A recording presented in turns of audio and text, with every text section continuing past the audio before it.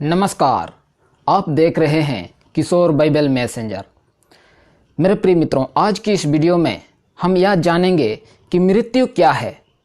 मेरे प्रिय मित्रों, परमेश्वर ने अपनी इच्छा के अनुसार ये शरीर दिया है मेरे प्रिय मित्रों, और इस शरीर के द्वारा हमें परमेश्वर की महिमा करना चाहिए। मेरे प्रिय मित्रों, यदि किसी को शरीर को लेकर आपत्ति है तो परमेश्वर से प्रार्थना करना चाहिए। हमारी यह देह किसी न किसी दिन मिट्टी में मिल जाएगा, क्योंककि हम मिट्टी ही से बने हैं। सनातन काल में मनुष्यों का जीवन बहुत ज़्यादा था। मतुसेला 969 वर्ष तक जिया, तत्पश्चात वह मर गया। जब पृथ्वी पर लोग बढ़ने लगे और दुष्टता बढ़ने लगा, तब परमेश्वर ने मनुष्य की आयु को घटाकर 120 कर दिया। जी हाँ दोस्तों, सब मनुष्यों को आदम के पाप के शारीरिक परिणाम विरासत में मिलते हैं। सांप, बीमारी, पीड़ा, शारीरिक मृत्यु आदि। मेरे प्रिय मित्रों, देह दो प्रकार के हैं। पहला स्वाभाविक है और दूसरा आत्मिक देह भी है। परंतु पाप के आत्मिक परिणाम परमेश्वर से अनंत काल के लिए अलग रहना है।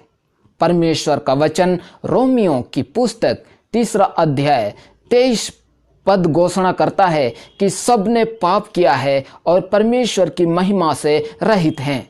जी हाँ दोस्तों, आदम की वाटिका में अपने पाप के बाद आदम और हवा की यही स्थिति थी।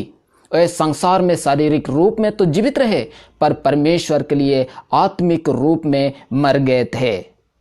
मेरे प्रिय मित्रों, उत्पत्ति की पुस्तक 2 अध्याय 17 पद में परमेश्वर ने आदम को चेतावनी दी थी कि जिस दिन वह मना किए गए वृक्ष के फल से खाए, उसी दिन अवश्य मर जाएगा।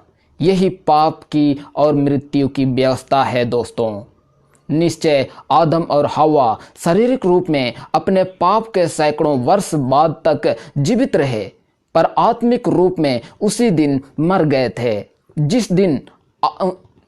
जिस दिन उन्होंने मना किया गया फल खाया था। मेरे प्रिय मित्रों, आत्मिक मृत्यु का अर्थ पाप के कारण परमेश्वर के पवित्र आत्मा से मनुष्य की आत्मा का अलग होना है। मृत्यु के 3 रूप हैं दोस्तों, शारीरिक, आत्मिक और सनातन है। वह जीवन परमेश्वर के आत्मा से अलग हो जाने पर मनुष्य की आत्मा चलती फिरती लाश बन जाता है, जो अपराधों और पापों के कारण मरी हुई है। मेरे प्रिय मित्रों, मरने के बाद का जीवन कैसे होता है, आइए धनवान व्यक्ति और लाजर के बारे में जानेंगे। मेरे प्रिय मित्रों, एक धनी आदमी था। वह भोग विलास और बुरे कामों में जीवन व्यतीत करता था। उसके दरवाजे पर एक भिखारी पड़ा रहता था। उसका नाम लाजर था। उसका सारा शरीर घाव से भरा था। वह चाहता था कि उस धनी आदमी का झूठा खाना ही उसे मिल जाता तो उसका पेट भर जाता। मेरे प्रिय मित्रों, उसको कुत्ते आकर उसके घाव को चाटा करते थे। कुछ समय बाद लाजर मर गया और स्वर्ग में गया।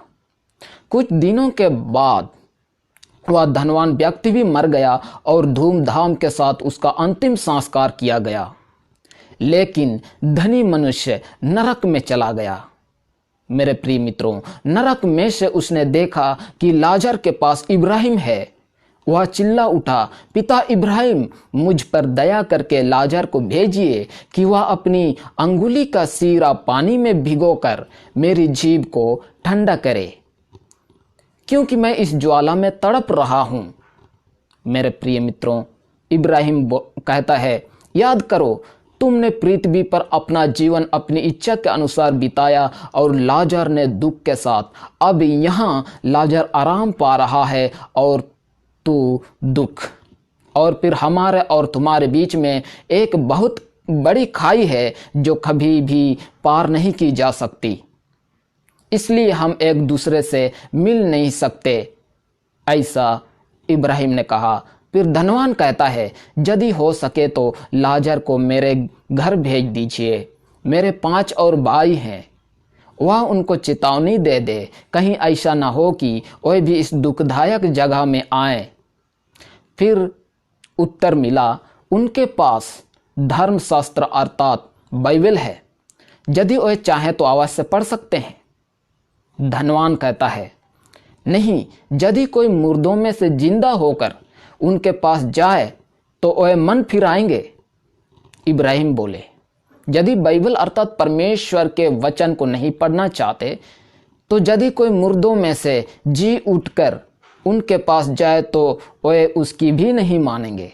परंतु एक मनुष्य है जो सचमुच मुर्दों में से जी उठा है दोस्तों, वह है परमेश्वर का पुत्र यीशु मसीह। जी हाँ दोस्तों, यीशु मसीह क्रूस के ऊपर मर गए, किंतु वह तीसरे दिन फिर जी उठे। तत्पश्चात उन्होंने 40 दिन में 500 से अधिक लोगों को दर्शन दिए और वे बोले, मैं ही पुनरुत्थान और जीवन हूं। जो मुझ पर विश्वास करेगा वह मर भी जाए तो भी जिएगा। हाँ, जो कोई जीवित है और मुझ पर विश्वास करता है वह वास्तव में कभी ना मरेगा, वह अनंत जीवन पाएगा। 40 दिन बाद यीशु अपने शिष्यों के सामने स्वर्ग चले गए।